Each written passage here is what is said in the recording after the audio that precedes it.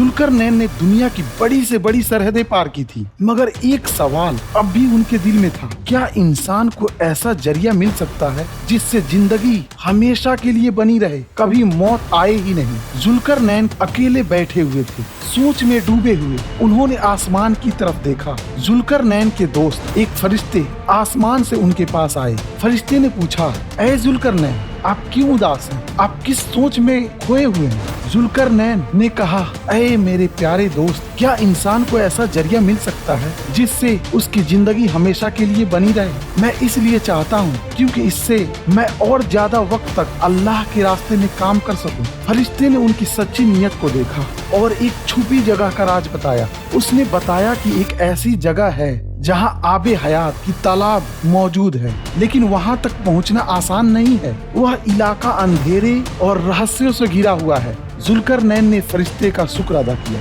उन्होंने सफर की तैयारी शुरू की। अपने साथ खिज़्र अलैहिस्सलाम को लिया, क्योंकि वह जानते थे कि खिज़्र अलैहिस्सलाम के पास रूहानी इल्म है जो इस सफर में मददगार साबित होगा।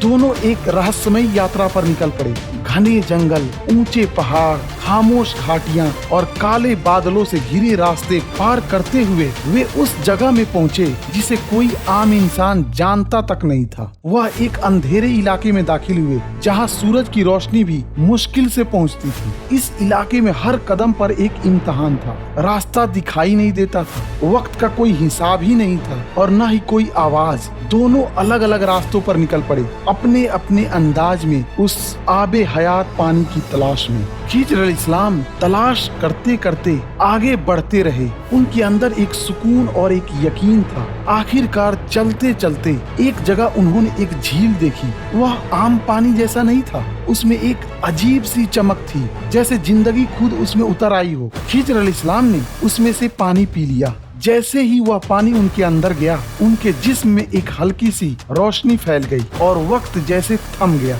इधर दूसरी ओर जुल्करनैन भी आबे हयात की तलाश में भटकते रहे, मगर उन्हें वह झील नहीं मिली। आखिरकार वह थके हुए अपने वतन लौट आए। जब उन्हें पता चला कि खिज़्र अलैहिस्सलाम को वह पानी मिल गया है, तो उन्होंने मुस्कुरा कर कहा, जिसे अल्लाह चाहे उसे वह रहमत देता है। मेरी जिंदगी जितनी है मैं उसे अल्लाह की राह में लगाऊंगा।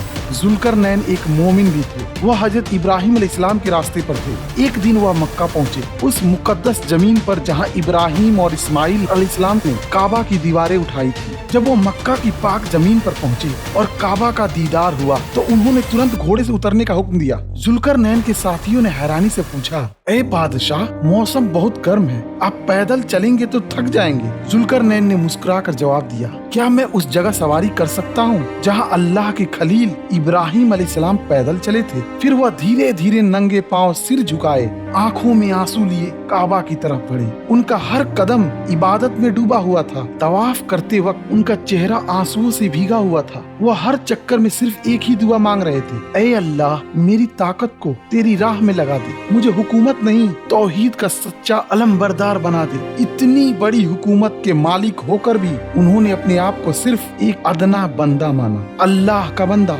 अल्लाह ने उनकी इस अखलाक और नर्म दिली को देखकर उन्हें और बुलंदियां अता की। एक ऐसी बुलंदी जो न तख्त से मिलती है न तलवार से, सिर्फ अल्लाह की रजा से मिलती है। जुल्करनैन की पैदाइश एक बहुत ही मशहूर और ऊंचे खानदान में हुआ था। उनके माँ बाप दोनों ही नेक और समझदार थे। बचपन से ही उनके अंदर सोचने की गहराई और फैसला करने की बेहतरीन सलाहियत थी। छोटी उम्र में ही उन्होंने इल्म और हिकमत की ऐसी ऊंचाइयां छू ली थी कि बड़े बड़े उलेमा भी उनके सामने खामोश हो जाते थे।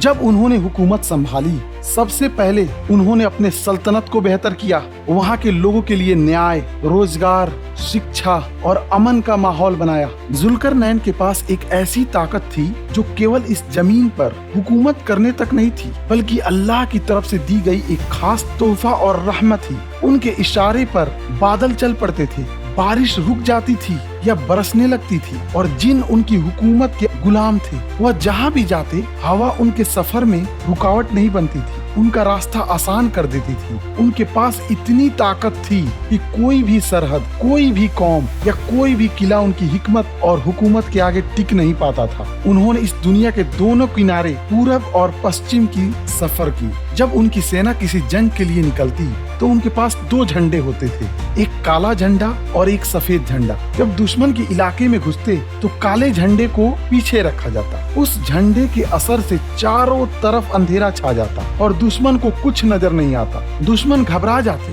रास्ता भूल जाते और डर में उलझ जाते। और जब उनकी अपनी सेना के लिए रास्ता साफ करना होता तो सफेद झंडा सामने रखा जाता। उस झंडे से उजाला फैलता और जैसे जैसे वे आगे बढ़ते सामने की राह रोशन होती जाती थी, जिससे उनकी सेना को फतह हासिल होती थी। एक बार की बात है, जुल्करनैन एक सफर में थे। उनके साथ उनकी पूरी फौज थी। यह सफर बहुत थकाने वाला और रहस्यमयी भी था। उस शाम वह एक ऐसी घाटी में पहुँचे जहाँ चारों ओर गहरा अंधेरा छाया हुआ था। न चांद की रोशनी, न सितारों की झलक, बस एक सन्नाटा और अंधेरी रात। पूरी फौज थकी हुई थी। सफर की मुश्किलात ने उन्हें निढाल कर दिया था। उसी घड़ी जुल्करनैन ने एक अजीब हुक्म दिया। उन्होंने अपनी फौज से कहा, इस अंधेरे घाटी में जहाँ तुम्हारे पैर किसी चीज से टकराएं उसे उठा लेना और अपने साथ रख लेना। उनकी फौज इस हुक्म को सुनकर हैरान रह गए। किसी ने सोचा, हम पहले ही बहुत थक चुके हैं और ये अंधेरे में ठोकरें खाकर क्या उठाएं? शायद ये कोई बेकार चीज हो। कुछ लोगों ने